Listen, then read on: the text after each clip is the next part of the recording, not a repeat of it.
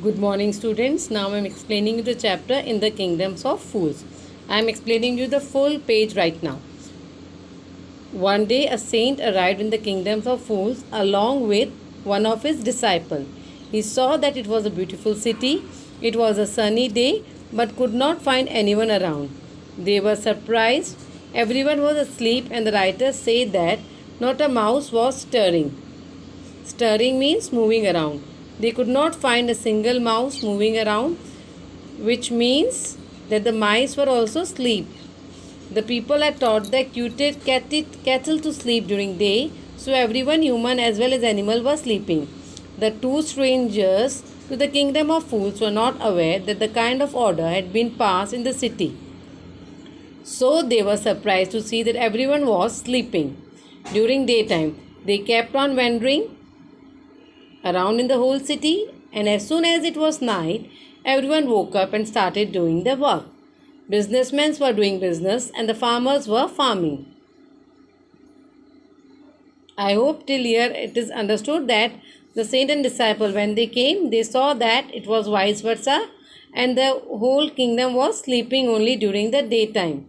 The guru and his disciple were hungry. When the shop opened at night, they went to buy groceries. They were surprised to see that whatever they bought from the shop costed one doodoo. The things were very cheap out there, whether you buy a big bunch of bananas or you buy a big bag of rice.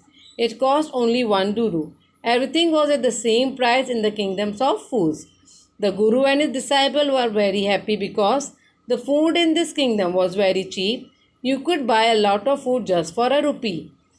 Doodoo means money in the Kannada language. When the Guru and his disciple cooked and ate their food, the Guru realized that the kingdom was kingdom of fools and decided not to stay there any longer because it was unsafe for them. The wise Guru told his disciple that the place was not right for them and asked them to leave at once. But the disciple was a foodie. He loved to eat, and that is why he did not want to leave this place because the food was cheap there. Guru tried to make his disciple understand and told that everyone out there was a fool and was very dangerous. The kingdom would not less than for a long time and they could not harm them too. The disciple is not foresighted like the Guru and could not understand. His Guru was trying to say. He wanted to live there and enjoy the cheap food. Finally, the Guru left alone, leaving the disciple behind. The disciple stayed back in the kingdom of the fools. Every day he ate a lot of food, due to which he became fat as a huge ball. One day a thief entered a merchant's house. He made a hole in the wall to gain access. When he was about to move out of the house after looting all the things, the wall broke and fell down on his head and he died there only. Pursuing means to follow. Ancient trade here means refers to the theft there. The thief's younger brother went to the king and complained that his brother was following his ancient trade. Although the ancient trade robbing is a crime, while he was walking, the wall fell on his head and he died. The thief's brother was taking advantage of the king's foolishness. He said that the merchant whose wall has fallen down on his big brother was the culprit. He should have made a strong wall. He requested the king to punish the merchant and get compensation for his family. The king said, the last line, the king was so foolish that he did not consider the fact that the dead man was committing theft at the time of his death. He only thought that man died because the wall fell on him, and the owner of the house whose wall fell on him had to be punished. So he called the merchant. So what happened when the merchant came? As soon as the merchant appeared, the king asked his name. Then the king asked him whether he was at home when the dead man, the thief, was burglaring his house. The merchant replied that he was not at home. Only the thief made a hole in the wall and entered the house, and when he was trying to go out, the wall fell down on him because it was weak. The king told the merchant that he was guilty. He did wrong due to his weak wall. The thief died and now he could be punished. The merchant pleaded in front of the king, requested that, my lord, it was not my fault. The wall was weak because the person who made the wall did not construct it properly. Hence, you should punish him. And further, he added that the wall was made during his father's time. The person who built it was very old. He knew him as he lives the nearby only. So the king sent his soldiers to call the bricklayer who built the wall. They tried his hands and feet and brought him in the king's place. The king asked him that did he build the wall, and he replied, yes, he did. The king said that man had built a weak wall. The wall fell on the poor thief, head and killed him. The bricklayer would be punished for this death.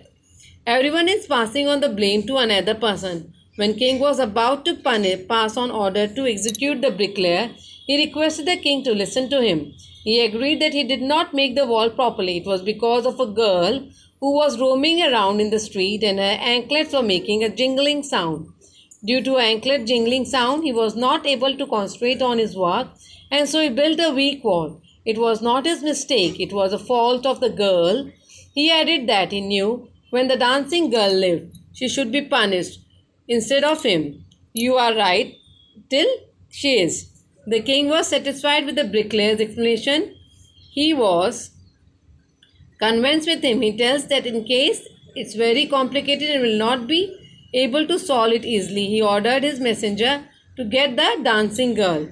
Now what happened when the dancing girl, from here till him, when the dancing girl came, she was an old lady and she was trembling, and she entered the court. The king asked her that as many years ago was she dancing and roaming around in the lane while the bricklayer was constructing the wall. This movement distracted him. She confirmed him, told her that as she was roaming around with her anklet jingling, it distracted the bricklayer. Due to this, he could not do his work properly. He built a bad wall which fell on the thief and he was killed. It was because of her that thief died and she would be punished with death. The dancing girl transferred this to whom she blamed onto another person. See that she was roaming around the lane again and again because she had to visit the goldsmith's shop. She had some gold to him and make jewelry out of it. He was a dishonest person. He was making excuses for not making her ornaments time. He kept on asking her to come after some time. Due to this show, the dancing girl said it was the fault of the goldsmith. Further, the dancing girl says that when the bricklayer saw her and got distracted, it was the fault of the goldsmith, because of whom she was roaming in the lane again and again. Now the king says that the poor dancing girl was totally right. He thought a lot and finally said that now the real culprit was he who ordered to bring to the goldsmith. Now when the goldsmith was called, what happened? The bailiff's king's court were in the search of the goldsmith and brought him to the court. The goldsmith was hiding inside the shop as he feared being arrested. When he was brought in the front of the king, he told his side of the story. What he told, my lord,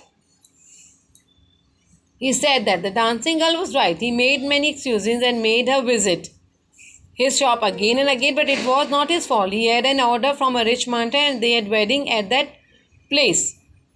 So he was in a hurry for making the jewelry for him.